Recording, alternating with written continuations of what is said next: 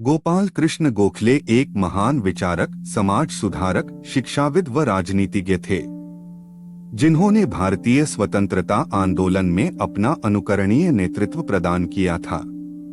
वहीं महात्मा गांधी भी गोपाल कृष्ण गोखले को अपना राजनीतिक गुरु और मार्गदर्शक मानते थे।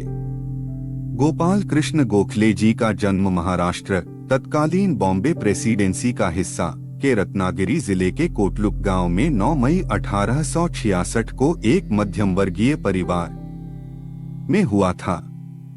उनके पिता का नाम कृष्णराव श्रीधर गोखले था, जो पेशे से कोल्हापुर रियासत में एक क्लर्क थे। उनकी माता का नाम वालुबाई गोखले था, जो कि एक गृहिणी थीं।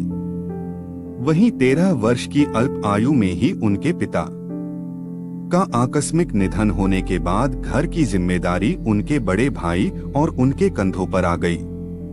बचपन से ही गोपाल कृष्ण गोखले सहिष्णु और कर्मठ प्रवृत्ति के व्यक्ति थे। गोखले जी ने अपनी आरंभिक शिक्षा अपने गृह नगर से ही शुरू की थी। एक बार जब विद्यालय में गणित के अध्यापक ने कक्षा में सभी विद्यार्थियों से गणित का प्रश्न पूछा तो कठिन प्रश्न होने के कारण कोई उसका जवाब नहीं दे पाया।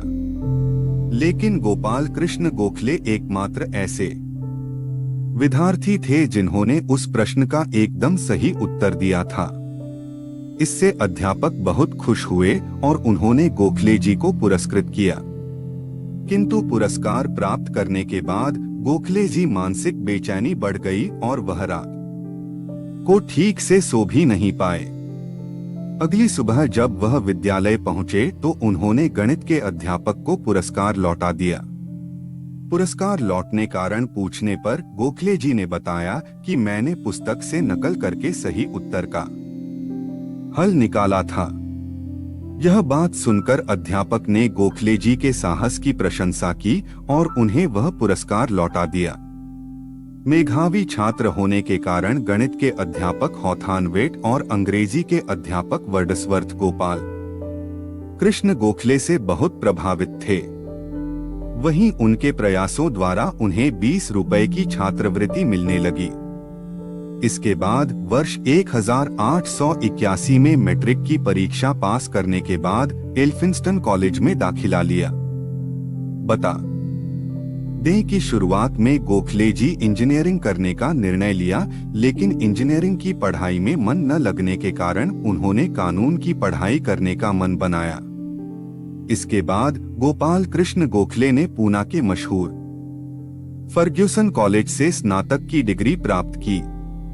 फिर वह महाराष्ट्र के सुकरात कहे जाने वाले ब्रिटिश काल में भारतीय न्यायविद, लेखक व समाज सुधारक महादेव गोविंद रानाडे की डेक्कन एजुकेशन सोसाइटी में सदस्य के रूप में शामिल हो गए। इसके साथ ही वह रानाडे जी द्वारा शुरू की गई सार्वजनिक सभा पत्रिका से भी जुड़े रहे। औपचारिक शिक्षा प्राप्त करने के बाद गोपाल कृष्ण गोखले जी गोपाल कृष्णा गोखले ने पूना के न्यू इंग्लिश हाई स्कूल में अध्यापन कार्य से अपने करियर की शुरुआत की। यहाँ कुछ समय अध्यापन कार्य करने के बाद उन्होंने फर्ग्यूसन कॉलेज में इतिहास और अर्थशास्त्र के प्राध्यापक के रूप में भी कार्य किया। इसी दौरान उनका परिचय बाल गंगाधर तिलक और अर्थमेटिक के अध्यापक एन.जे. बापट से हुआ, जिसके बाद गोखले जी और एन.जे. बापट को गणित की पाठ्य पुस्तक तैयार करने का कार्यभार सौंपा गया। इस पुस्तक के प्रकाशित होने के बाद इसे देश के कई विद्यालयों के पाठ्यक्रम में शामिल किया गया। इसके साथ ही इस पुस्तक का कई भारतीय भाषाओं में अनुवाद किया गया। अपनी स्कूली शिक्षा के दौरान ही वर्ष 1881 में गोखले जी का विवाह हो गया था, लेकिन अल्प आयु में ही पत्नी का देहांत होने के कारण उनका दूसरा विवाह वर्ष 1887 में किया गया, जिससे उनकी 3 संतान हुई, लेकिन पुत्र का जन्म के कुछ समय बाद निधन हो गया। वहीं 2 बेटियों काशीबाई और गोदूबाई का पालन पोषण अच्छे से किया गया और उन्हें उच्च शिक्षा दी गई। किंतु वर्ष 1900 में उनकी पत्नी का बीमारी के कारण निधन हो गया, जिसके बाद गोखले जी ने विवाह न करने का निर्णय लिया। बता दें कि गोपाल कृष्ण गोखले जी वर्ष 1888 में इलाहाबाद में हुए कांग्रेस अधिवेशन से सक्रिय राजनीति में प्रवेश किया। वहीं दक्षिण शिक्षा समिति सदस्य के सदस्य भी रहे। इसके साथ ही उन्होंने सार्वजनिक और राजकीय कार्यों के लिए कई बार इंग्लैंड की यात्रा की। गोखले जी भारतीय राष्ट्रीय कांग्रेस (INC) में नरम दल के बड़े नेताओं में एक माने जाते थे। वहीं जीवन के अंत तक नरम दल के रूप में ही कार्य करते रहे।